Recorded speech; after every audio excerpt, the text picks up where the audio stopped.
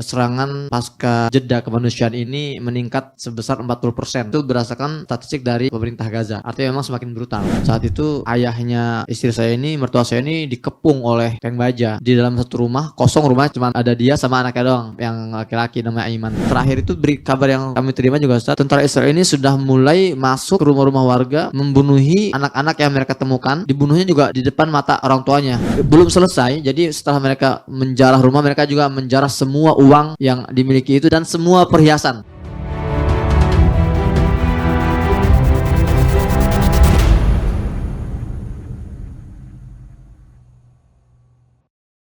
Bagaimana statusnya pasca gecatan senjata nih? Situasi terakhir ini di hari yang ke 61 sudah ya? Hari ke 61 ya? Kabar terbaru apa kira-kira yang bisa kita bagi hari ini? Baik, bismillahirrahmanirrahim. Assalamualaikum warahmatullahi wabarakatuh. Waalaikumsalam warahmatullahi wabarakatuh. Alhamdulillah wassalatu wassalamu ala rasulillah. Rabbi syrah li sadri wa yassir li amri wa hlul 'uqdatam min lisani yafqahu qawli. Saya terus komunikasi dengan teman-teman WNI.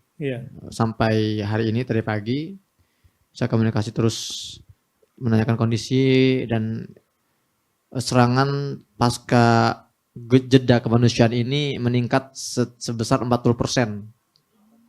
40% itu berdasarkan statistik dari pemerintah Gaza. Artinya memang semakin brutal. Dan kalau sebelumnya yang hanya dipaksa untuk mengevakuasi diri adalah warga utara, paksa berjalan ke selatan untuk dibunuhi di Khan Yunis di selatan. Kali ini sudah 4 hari ini warga selatan, warga Khan Yunis, tempat saya tinggal pada hari terakhir di Gaza, tempat mertua saya tinggal, itu semua sudah dikosongkan. Jadi sekarang mertua saya, kemudian juga ipar-ipar saya itu semua sudah meninggalkan rumah mereka. Sebagian ada mengungsi di rumah sakit, ada yang mengungsi ke sekolah-sekolah di Rafah, selatan Gaza lebih selatan.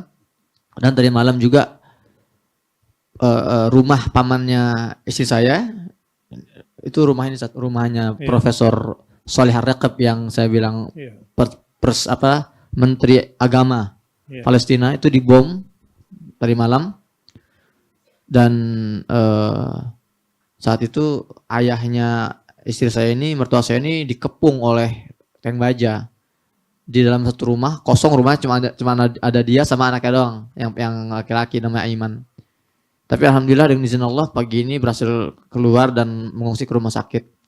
Jadi memang serangan semakin brutal. Dan terakhir itu kabar yang kami terima juga, Ustaz, tentara Israel ini sudah mulai masuk ke rumah-rumah warga, membunuhi anak-anak yang mereka temukan, dibunuhnya juga di depan mata orang tuanya. Dia sengaja mereka bunuh anak kecil, kemudian mereka pukuli kakak-kakaknya yang besar, ya mereka usir semua dari rumah, ya.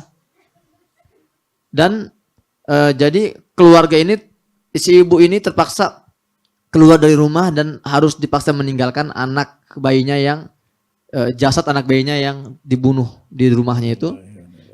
Belum selesai, jadi setelah mereka menjarah rumah, mereka juga menjarah semua uang yang dimiliki itu dan semua perhiasan. Jadi sebegitu parahnya.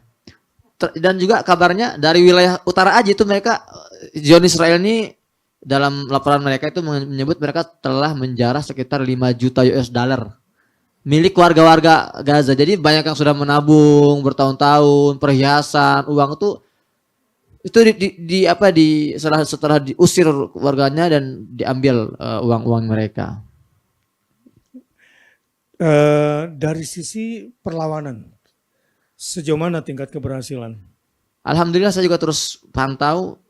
Sekarang tingkat kehancuran tank-tank baja pun semakin tinggi. Biasanya per hari cuman 18, 20 gitu. Nah ini sudah 3 hari ini per hari mencapai angka 30 tank-tank baja yang hancur. Per hari? Per hari itu. Antara tank baja, bulldozer mereka, dan kendaraan lapis baja, kendaraan angkutan lapis baja mereka. Ya, dan yang kemarin dirilis oleh Al Jazeera dari para pejuang itu terlihat jelas bagaimana senjata Yasin 105 itu menghantam satu tank baja dan itu membakar apinya itu benar-benar sambil ada selfie Ustaz. Jadi pejuang selfie.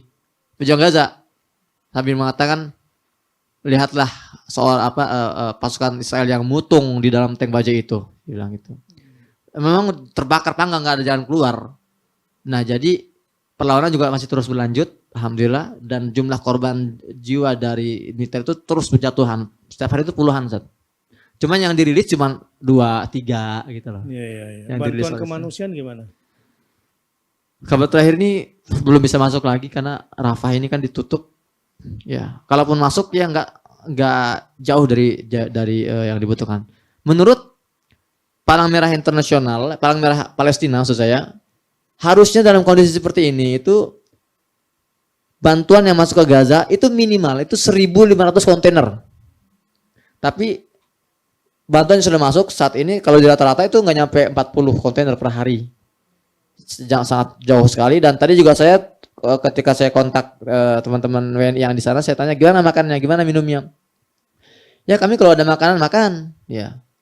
Kalau ada minum dan air untuk mandi pun sulit banget mereka dapatkan. Ya dan itu saya bicara di wilayah selatan saat yang masih banyak akses artinya. Kalau di wilayah utara itu sudah bencana kelaparan sudah tidak bisa digambarkan lagi, akut. Dan banyak loh mereka-mereka yang nggak pernah dapat sebarang satu gelas air bantuan pun. Gitu ya. Selama perang dan selama bantuan kemanusiaan masuk, tak satu gelas air pun masuk. Kalaupun ada mungkin harganya sangat mahal sekali. Kalaupun ada uang belum tentu ada barangnya. Nah, ini kondisi terakhir saudara-saudara kita di sana. Dan sebagai seorang muslim, apalagi nggak perlu muslim katanya cukup jadi manusia, harusnya kita punya perhatian ke sana.